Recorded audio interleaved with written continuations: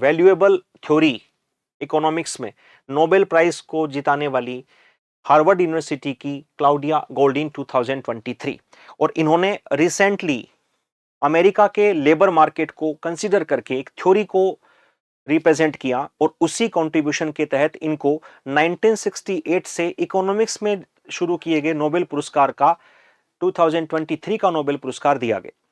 इन्होंने ये बताया कि मार्केट में जो लेबर पार्टिसिपेशन होता है उसमें एक तो होती है फीमेल पार्टिसिपेशन, एक होता है मेल पार्टिसिपेशन। मेल पार्टिसिपेशन और फीमेल पार्टिसिपेशन में काफी बड़ा एक जेंडर गैप देखने को मिला है। जो औरतें हैं वो कामकाजी महिलाओं के रूप में कम काम करती है। हालांकि ये जो थ्योरी है ये अमेरिका के मार्केट को कंसीडर करके लगाई गई थी, लेकिन इसका इंपैक्ट कई सारे देशों पर पड़ता है। इनकी थ्योरी ने कई सारे देशों की परत को प्याज की परतों की जैसे खाली किया है, उतारा है। इन्होंने ये कहा है कि औरतें जब अपनी फैमिली में पार्टिसिपेशन करने लग जाती हैं तो कॉमन सेंस की बात है उनका जो लेबर पार्टिसिपेशन है वो कम हो जाता है। हालांकि अमेरिका जैसे डेवलप कंट्री में आज इकोनॉमिक पावर इतना बड़ा है, आज वहां पे एजुकेशन की अगर बात करूं तो महिलाएं पुरुषों की तुलना में ज्यादा शिक्षित हैं, लेकिन फिर भी जब पेमेंट की बात आती है तो पेमेंट में क्या हो जाती है, इसमें काफी कमी हो जाती है। और ये कमी इसलिए होती है कि जैसे ही महिलाएं शादी करने के बाद में जब एक संतान उत्पत्ति को तरफ उनका ध्यान चला जाता है, जब वो पेरेंटहुड में चली जाती हैं, जब वो परिवार का पालन पोषण करने लग जाती हैं, तो ऐसी महिलाओं को एम्प्लॉयर जो है वो कम रेट दे पाते हैं, यानी उनको उतना पेमेंट नहीं मिल पाता है। इसके लिए उन्होंने ये भी बताया कि जब पहली संतान हो जाती है तो संतान होने के बाद में वो भले ही पुरुषों के बराबर काम करे, लेकिन उनको एम्प्लॉयर जो पेमेंट करते हैं वो थोड़ा कम हो जाता है। इससे उन्होंने एक जेंडर गैप बताया है। खासकर अमेरिका जैसे डेवलप्ड कंट्री में 200 साल में ये देखा गया कि जब इंडस्ट्रियल रिवॉल्यूशन आई तो इंडस्ट्री में कामकाजी महिलाओं का परसेंटेज उतना नहीं बढ़ पाया, लेकिन जब सर्विस सेक्टर ग्रोथ किया तो औरतों ने सर्विस सेक्टर की तरफ कदम बढ़ाई। लेकिन फिर भी औरतों को शादी के बाद में जो परिवार की भरण पोषण की जिम्मेदारी दी गई, उसकी वजह से उनका कहीं ना कहीं जो पेइंग कैपेसिटी है, उनकी जो सैलरी है, उसमें काफी एक डिस्क्रिमिनेशन देखने को मिला। तो इस डिस्क्रिमिनेशन पे उन्होंने एक बहुत अच्छी रिपोर्ट पेश की। उसी रिपोर्ट को मान के उनके रिसर्च को वैल्यू देने के लिए इकोनॉमिक्स का 2023 का नोबेल पुरस्कार दिया गया। 1968 में इकोनॉमिक्स सब्जेक्ट को इसमें इंक्लूड किया गया था, वरना 5 सेक्टर में ही क्या मिलता था, जिसमें शांति है, साहित्य है, भौतिकी है, रसायन है, चिकित्सा है, 5 क्षेत्रों में नोबेल मिलता था। 1968 के बाद में ये नोबेल पुरस्कार जीतने वाली तीसरी महिला है।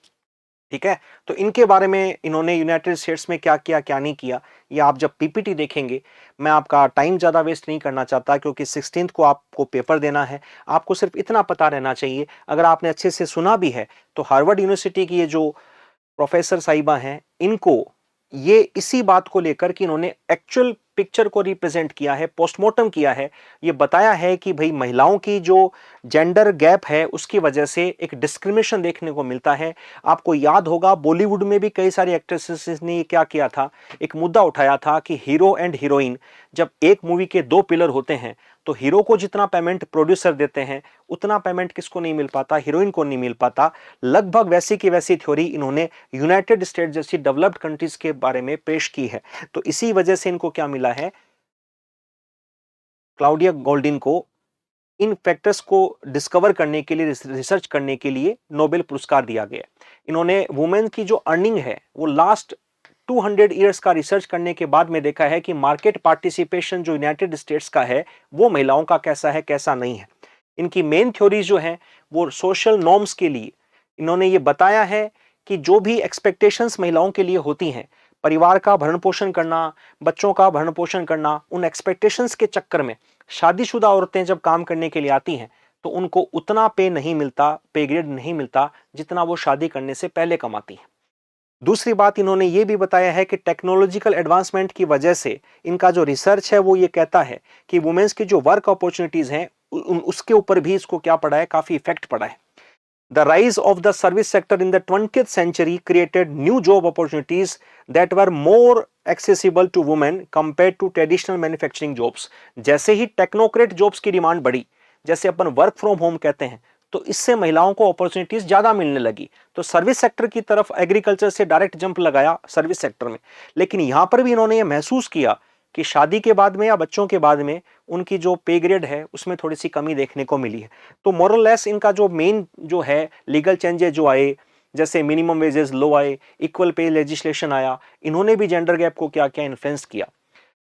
Explaining persistence of the gap, इन्होंने ये बताया कि ये जो गैप है जेंडर इक्वेलिटी की वजह से, गोल्डिन ने ये बताया कि भाई कई सारे फैक्टर्स होते हैं, जैसे फैमिली की रेस्पॉन्सिबिलिटीज हैं, इसके अलावा ये बर्थ कंट्रोल की जो पिल्स लेती हैं उसकी वजह से भी इनके ऊपर इफेक्ट पड़ा है, क्योंकि इससे फैमिली प्लानिंग को लेकर महिलाएं जागरूक हुई हैं।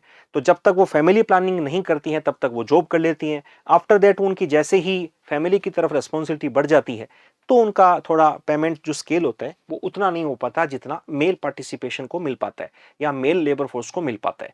एग्रीकल्चर से इंडस्ट्री की तरफ महिलाओं ने उतना ज़्यादा रुझान नहीं किया, सर्विस सेक्टर में महिलाएं काम करना ज़्यादा पसंद करती हैं।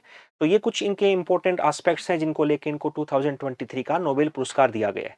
तो आज की क्लास मैंने जब शुरू में आपको बताया था कि हमारी सम्यक शतक सीरीज जो शुरू की है यूपीएससी एस्पिरेंट्स के लिए, एक छोटा सा प्रयास है, सागर में बूंद के बराबर,